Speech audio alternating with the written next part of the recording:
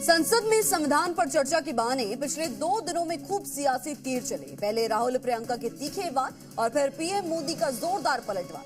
अब संविधान पर दिए गए बयान पर सियासी मुद्दे खड़े होते हुए नजर आ रहे हैं।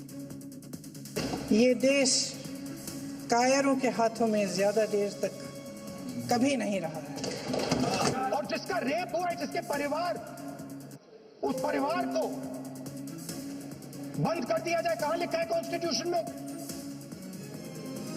ये आपकी किताब में लिखा हुआ है, मनुस्मृति में लिखा है, मगर कॉन्स्टिट्यूशन में नहीं लिखा है। इमरजेंसी में लोगों के अधिकार छीन लिए गए, देश के हजारों लोगों को जेलों में ठूस दिया गया, न्यायपालिका का गला दौड़ दिया गया।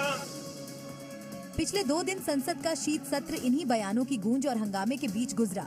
संविधान पर चर्चा खत्म हुई तो इन बयानों पर सियासत शुरू हो गई।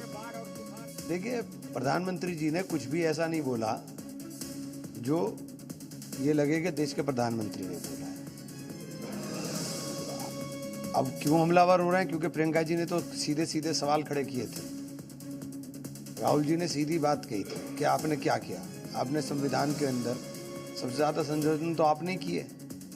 कांग्रेस को धो डाला तो कांग्रेस को ना, कांग्रेस अभी मोदी जी को जाके बोलेगा कि आपने बढ़िया स्पीच दिया है। कांग्रेस तो काल तो जब मोदी जी स्पीच दे रहा था तब कांग्रेस का लोग सुन रहा था, वही बहुत बड़ा बात है। यानी हर कोई दूसरे को 19 खुद को 20 बताने में जुटा है, जबकि खेल से बाहर बैठी बीएसपी प्रमुख मायावती पक्ष या विपक्ष दोनों को संविधान के मुद्दे पर कटघरे में खड़ा कर रही हैं।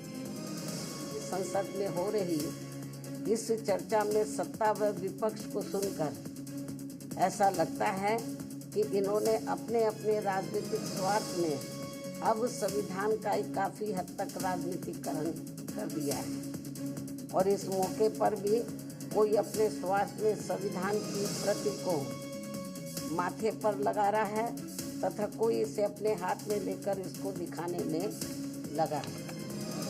कुल मिलाकर संसद के बाहर भी संविधान का मुद्दा गर्म है।